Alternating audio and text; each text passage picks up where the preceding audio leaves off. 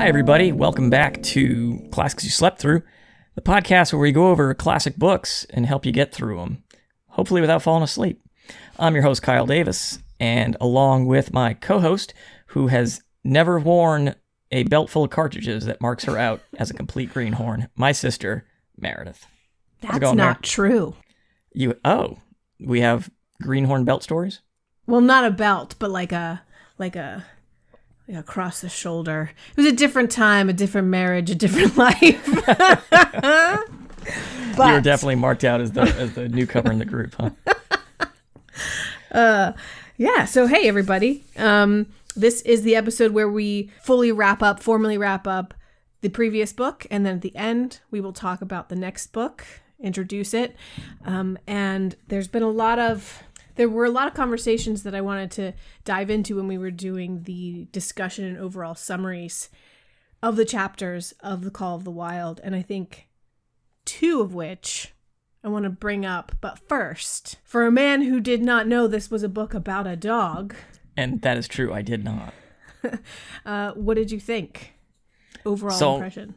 I liked it more than I thought I would. I suppose that's why these are classics. I read a few years ago, I read War and Peace, and I had the same reaction to that, like, oh, wow, this is actually a really good book for the first 200 or so pages. So there's a reason why these are classics and why they have stood the test of time. These are good books.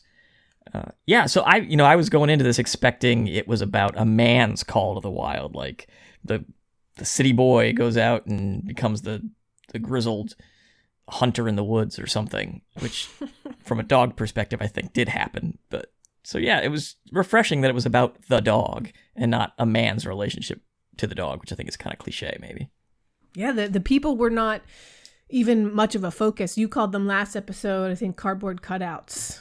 But Buck is more of a full, well-developed, well-rounded person, so to speak, dog character. And the people the humans were not developed characters at all. I mean, I can't tell you the first thing about Perrault or Francois. I mean, heck, half of them didn't even have names. We just have the Scotch half-breed. The dude doesn't even have a name. And he had compatriots with him on the mail runs and stuff. They don't even get mentioned. Most of them don't even have lines. I don't think at the end, Pete has like maybe 2 lines. And Hans only agrees with Pete. That's his entire function in the book. Hans gets to say "Pie Jingo," whatever that is. Exactly. That's all he says. He's the yes man that agrees. I looked it up, and it was a reference to Jack London's "The Call of the Wild." So I don't know if London made that up. If you know, if any of the listeners out there know what "Pie Jingo" means, or if that's an actual phrase. I just think in the French Canadian, he's saying. I think he's saying "By Jingo," like, oh yeah, just. But he's saying it like "By Jingo." That's more Italian. That's Italian. That was Italian. That was bad. I can't conjure my French Canadian on command, I guess. Anyway. Well, this is I don't know what number this is for me reading this. I read it in high school or middle school or whatever. You might have said this in one of the earlier episodes, but I always chalk this book up to something along the lines of Gary Paulson's Hatchet or one of those survival books or stories. And so my younger self didn't necessarily connect with it the way I have this time around. And having taught it and having had it in my career, my past job where I taught literature, seeing the student's perspective, but now I have my own new perspective. There are a few things that I really like about the book. One, I already mentioned, the well-developed character of Buck. I think the chapter with Charles and Mercedes and Hal is one of my favorites because I hate them so much. And I get to hate them because they're not fully realized people. The feminist in me wants to be like, well, Mercedes has a backstory and she's a full person and she's not just throwaway, but she kind of is. Because they all are. Literally throwaway when the ice goes out. She's throwaway for 3 miles and then you turn around and figure you have to come back and get her. Well, what I found interesting is, so all these human characters, they're not so much individual characters as they are caricatures and types of people that, so London, in the vein of Write What You Know, London did prospecting. So he wrote this book from his experiences in the Yukon. So he's met these people. So, maybe the names have been changed to protect the deceased, but I'm sure he knew foolhardy young adventurers who came up there to make their fortune, and they fell into the ice and died. Yeah, I think there's a lot of professions that are lofty in some way, like either make money or make a difference. In my world, it was like teachers who want to make a difference, not necessarily make money, but like you're going to get the youngsters who are like, I'm going to charge in that classroom and I'm going to be the best teacher there's ever been, and they're going to love me, and I'm going to be so funny, and I'm just going to do it my way and throw out all the ways of the past, and they'll see that I'm different. And then they're like, I quit. I'm done. 2 years into it, you're burnt out. That's if you make it 2 years, like the foolhardy youngsters of Mercedes, Hal, and Charles, who don't make it, but they charge into it full throttle, full scale, full throttle. Yeah. So we've established that what we think of the book overall. There's two things that I think are really interesting and worth circling back to, as we've talked about them a few times. And since this is a new podcast, it's just you and I. We don't have listeners who are going to chime in here yet. Listeners, please tweet at us, send us emails. Yeah. Have a conversation on Facebook. Let us know what you guys thought of this book. Yeah, it's never too late, even if it's 2 years from now and you're coming across this. So there's two things. One, I'm really interested in what draws us to the past. Buck is being constantly drawn, we know, to the wild, but not just the wild. You mentioned earlier he's drawn to the past because of this. He's got these visions of this caveman, the hairy man. Right. He hears, he's older. We talked about he's older than his actual years because of his ancestry and his lineage. And so he is being drawn to the past. And I think for Buck, this is useful and helpful because it's helping him survive. Knowing or envisioning or believing that he is part of this long chain that has survived helps him survive. It also helps him thrive, because that scene where he's chasing the rabbit, and it's the epitome of life, and you can't get any better than that. That is something he's hearkening back to the past. But humans, I think we do the same thing. We see all those ads for Ancestry.com. People want to know what came before me. There's also the idea of nostalgia for the past, sometimes quoted as the good old days, which really weren't that good if you really think about them or look at them from multiple perspectives. But why? Sure. Why are we drawn to that? I think the connection to the past, especially. So, the nostalgia, I think, is you're just hearkening to an easier time. Like, I'm in my early 40s, so when I think of nostalgia, I hearken back to the 80s when I was a kid and had no responsibilities and things was fun. But I think the larger hearkening to the past, it's a spiritual journey. It connects us to something larger than ourselves. Like, our life is not just all there is. The scene that sort of resonated the most. So, the book overall resonated in that respect too, for me, looking back on what was turn of the century. I guess maybe now 20 years in, we have to say turn of 2 centuries ago.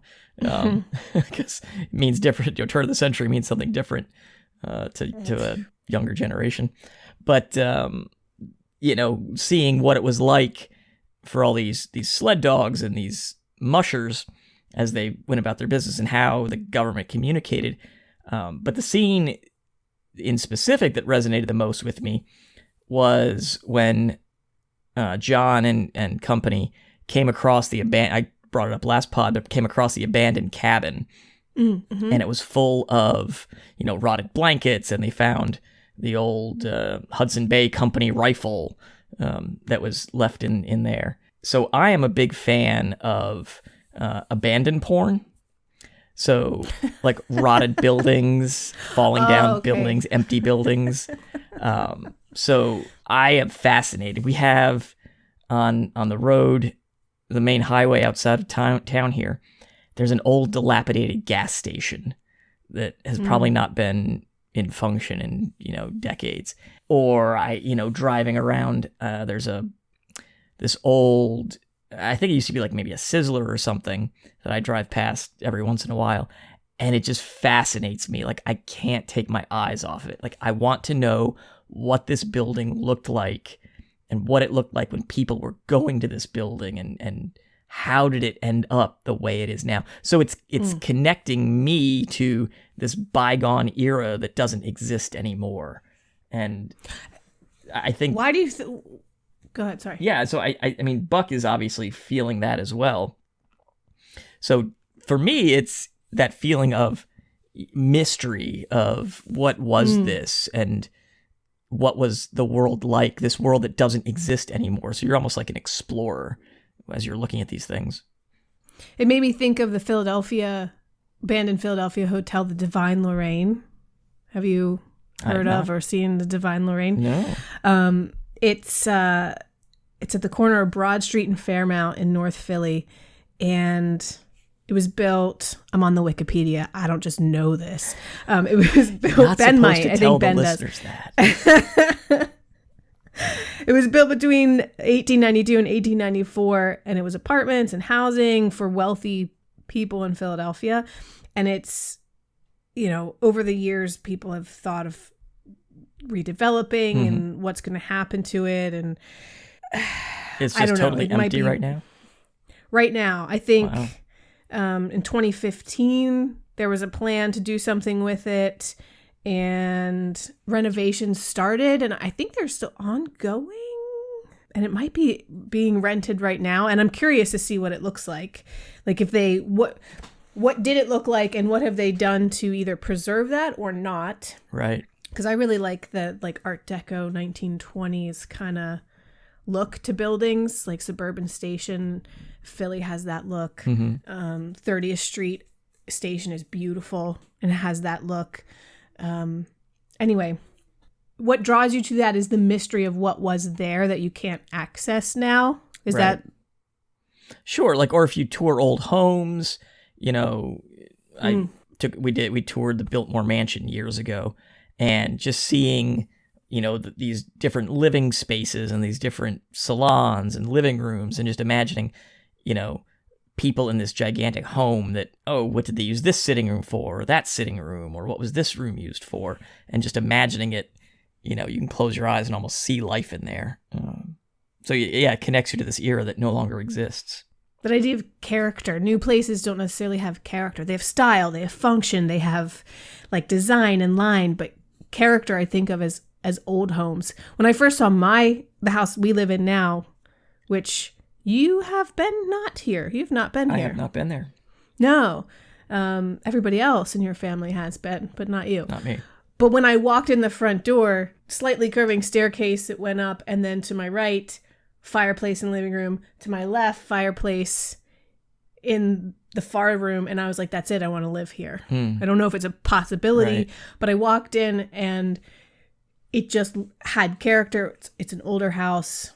It reminded me of our house growing up with the fireplace and, the old quirky things like the boot door that it had in the stairs.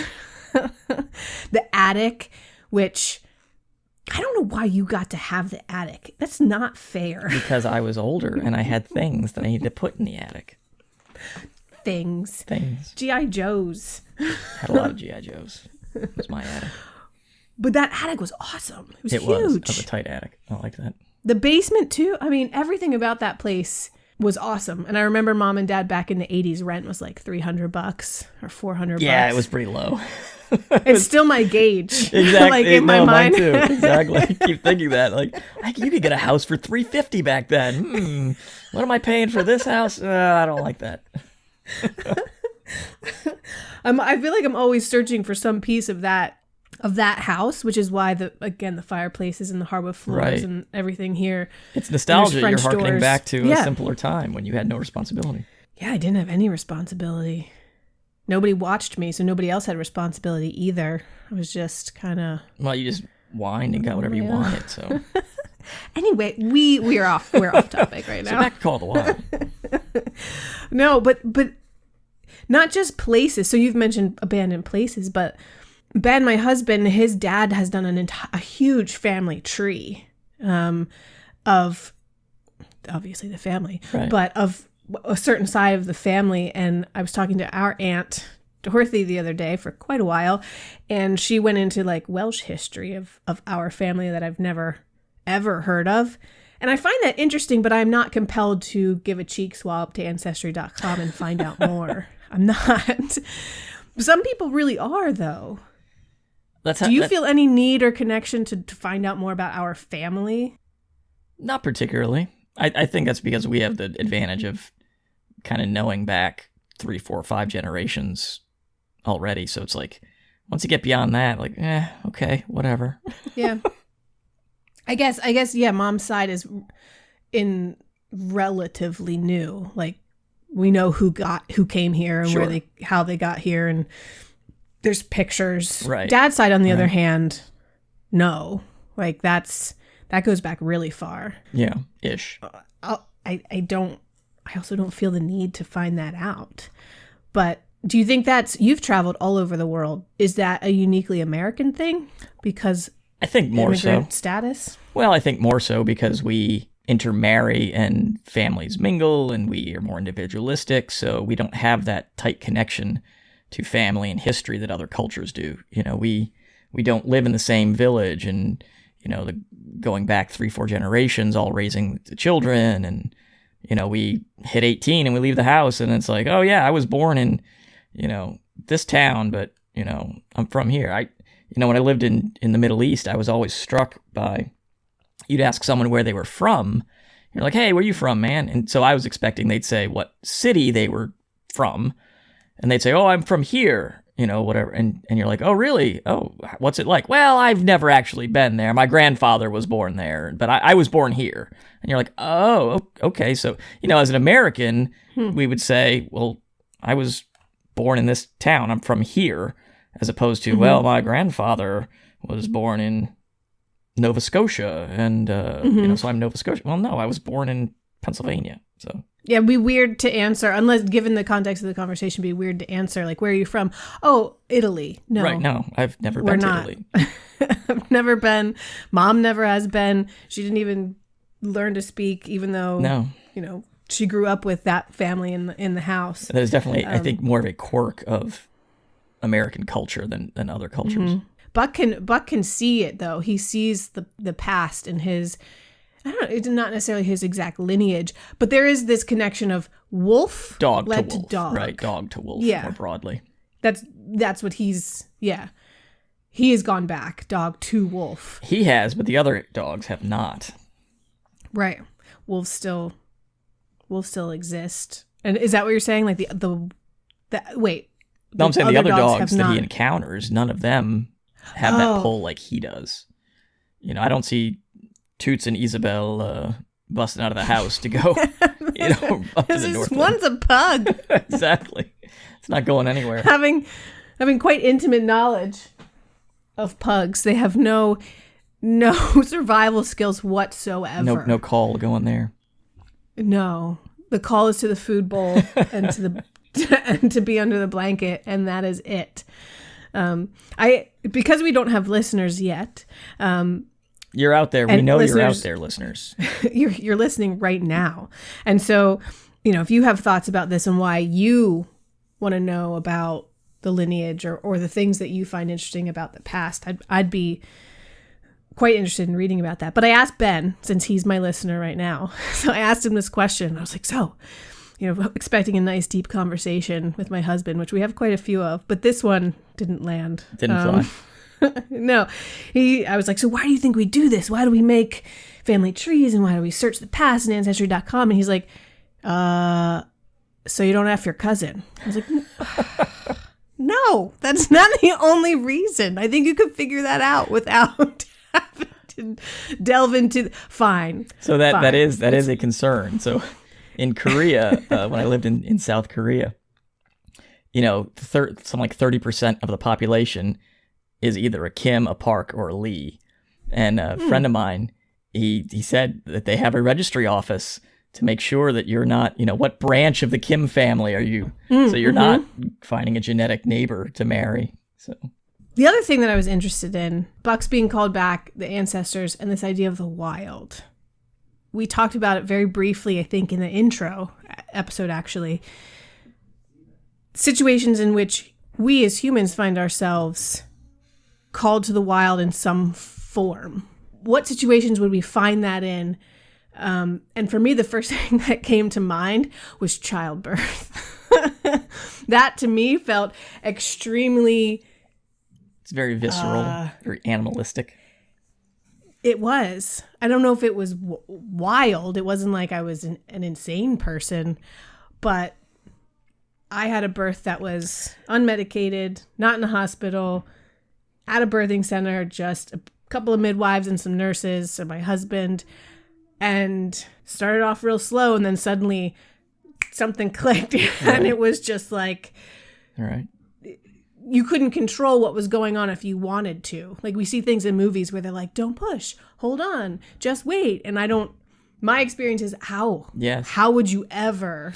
So yeah, we had 3 natural unmedicated births as well. And the thing that, in all of our lead up and practice and prep is that it's a natural process. Like animals do it. Like, a cat goes and finds a nest and just kind of lays and hides and does its thing. It knows how to do it and it does it.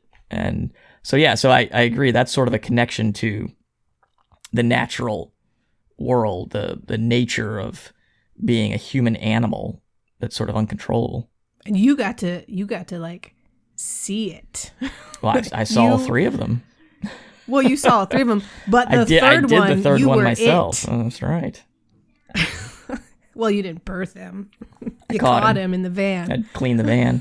Yeah. So.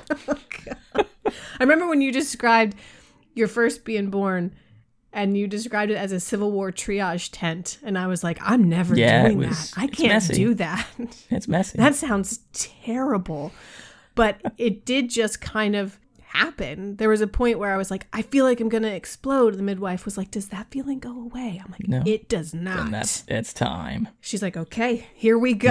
Yep. And it just happened. I know that's not true for everyone, and there are different ways to give birth, but that was my experience. And it's the first time I felt both out of, but yet weirdly in control.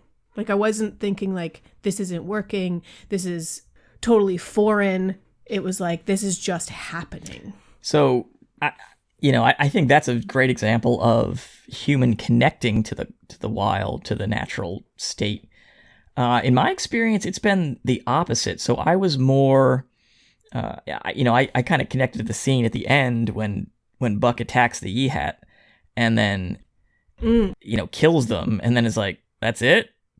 That's human? All right, whatever. Being in the military, going out into the woods and, surviving and doing things, it's instead of having that Buck call of this is this visceral, natural call that I'm connecting to my ancestors, it was more of the I'm out here and I'm vulnerable. This is dangerous. I'm a weak animal and I'm going to die out here.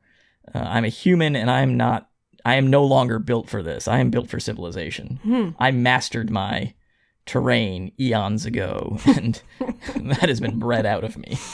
Wow. So, like, are you talking, like, because I had that thought, too, like, what the Army, very much like Buck getting ready to be trained, like, he had to learn that way. And when you join the Army or any kind of group that has an insular way, there's a period of you've got to learn it. And you talked about the different kinds of people who make it or don't make it or whatever.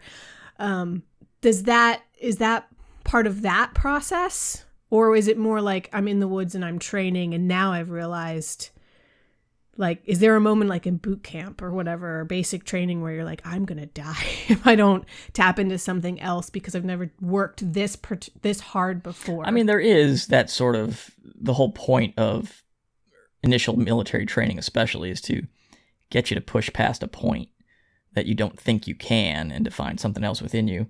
So there is that aspect of it, but the vulnerability is kind of when you're out there and you're realizing like, I have no shelter, I'm just going to sleep on the ground, or I'm like, we're out in the middle of nowhere, or this could go south real quick.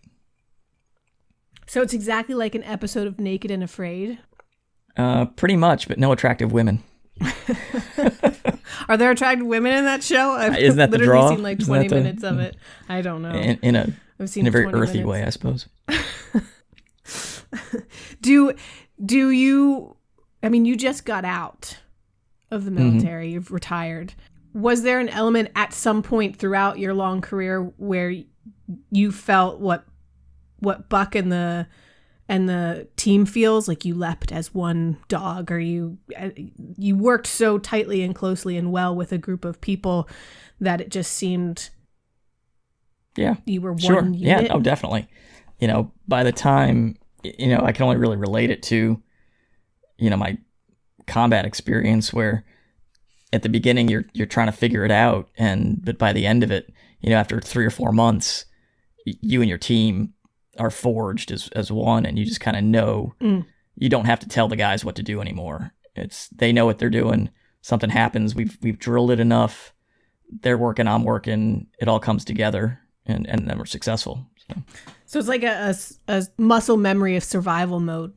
Yeah, and that's the point. You want to drill it to the point where it is sort of muscle memory. And I think that's what they I don't agree with the methods of the man with the red sweater and the club or whatever, but when you see the dogs working together and training each other and knowing the point and our duty, and we have to work this way, and it really is a life or a death, and they see each other get, weak or die or starve on the trail, and they have to work together to make it to the next destination where it could possibly be more food and some rest or whatever might happen. I mean, even though they're traveling in between civilization, they're on their own, and that's got to be. Yeah. I mean, we saw it with Hal and Mercedes and Charles, how they, flubbed it, but that feeling of, and they sort of had that high, right? So when they reached John Thornton's camp, they were high on themselves. Like, even though they had gone through this privation and this starvation and this rough, difficult time, and Mercedes had her temper tantrum, when they arrived, they were like, hey, we did it. Like, all right, like, we lived through this. So there is sort of that adrenaline high of it was life or death, and we came through it. And you're saying the people felt that way. Yeah. I was thinking that the dogs too, because the dogs had it mentions they have some sort of pride, or Buck has some sort of pride in the things that he does, and we don't necessarily attribute those types of feelings to dogs in our everyday life. But I think they too felt the same way. It was really up to the dogs. I think they knew, or at least the way London portrays them, they know that those particular chapters that Hal and Charles and Mercedes aren't helping them. Right. they are not They're in not any part way of the the team. leader at all. No. Yeah. Yeah. And it's like cargo. They might as well just sit there, and the dogs will just. Well, Mercedes literally was the dogs cargo. would have just got them. she contributed nothing. Any final thoughts on Call of the Wild? Other than I think I like it more than I've ever liked it before, which is the point of talking about literature with other people and listening to their thoughts, because I feel like literature is a living, breathing thing as long as you treat it that way, and just instead of just reading it, putting it on a shelf and sitting with your own thoughts, keeping it alive and sharing it with other people. It's also a way to connect to the past, honestly. Like, definitely. Living the lives, reading about and living the lives, even of fictional characters. These classics have been read for generations, years upon years. Yeah. And you are actually now connected with all of the readers. The best thing about being a reader in some respects is, as an introvert myself, is like, if I know I'm with a reader, I know I have endless possibility of things to talk about the same people, about the same places that we've all met and been to and been with, even though they're fictional again, and we literally haven't. So definitely, that's my last thought. What are your last thoughts? Well, I think we should give it our final rating. Is this a classic we slept through, or we stayed awake? Oh, I stayed awake. I would agree. I'm going to give this a stayed awake as well. So we have rated this one as stayed awake. Nice. Eyes wide open. Exactly. So what is our next book that we're doing, Mare? I don't know. This is so listeners, this is live for me as well. I don't know what book we're doing. We're gonna do I think a heavy hitter. Oh, War and Peace. A heavy hitter, but a David Copperfield, which we talked about as well. Heavy hitter, a short heavy hitter. All right, short. Yeah. Short 53 pages in my version. But we're going to take on some Franz Kafka. Ah, very nice. So, Metamorphosis. We're going to do the Metamorphosis. Excellent. Yeah. So, as a little, if you don't know the Metamorphosis. I have not read it. I am aware of it. So, you know that it is also about a dog. I thought it was about a bug. It is. Is this a different book? Okay. No, it's about Gregor Samsa, who we get right into it. You'll see he wakes up as vermin, as a bug, as a beetle. Okay, so it was about a bug. Okay. Yeah.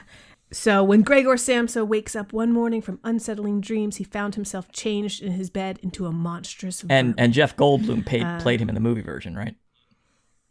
He did. He did. No, that's a fly.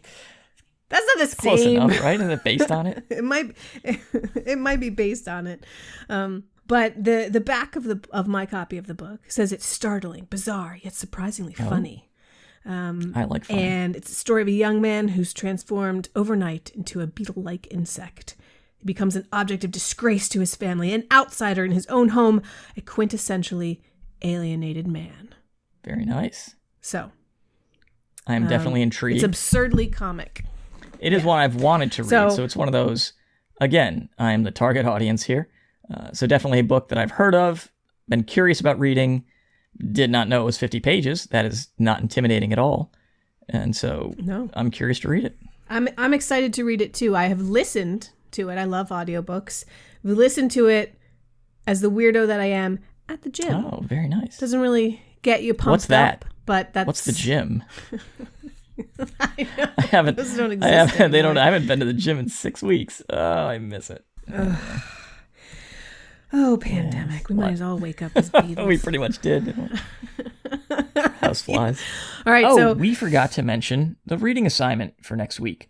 So for this first section of Metamorphosis, we are going to be reading up through the middle of chapter 2, the line ending, Gregor even thought he glimpsed a look of gratitude one time when he carefully looked out from under the sheet to see how his sister liked the new arrangement. So when you get to the point, see how his sister liked the new arrangement, that's what we'll be reading up through for next week. Look for that in your feed coming up next, and let us know what you thought of Call of the Wild. And Kyle, where can they continue the conversation? Good. Well, they can find the book, check the show notes. It's on Project Gutenberg. It's, again, a royalty-free book in the public domain. Our read-alouds will be in your feed starting tomorrow, Wednesday, and then we'll be ready to discuss it next week. But if you like what we're doing here, please give us a rating and review on Apple Podcasts. It'll help other people find us and expand our conversation base to talk about classic literature. You can also follow us on Twitter and Instagram at CYSTpod, or discuss on Facebook at Classics You Slept Through on our Facebook group that we have over there. And you can also email us at cystpod@gmail.com. So, until next time, this has been Classics You Slept Through. Please, please, please take a shower for gym class.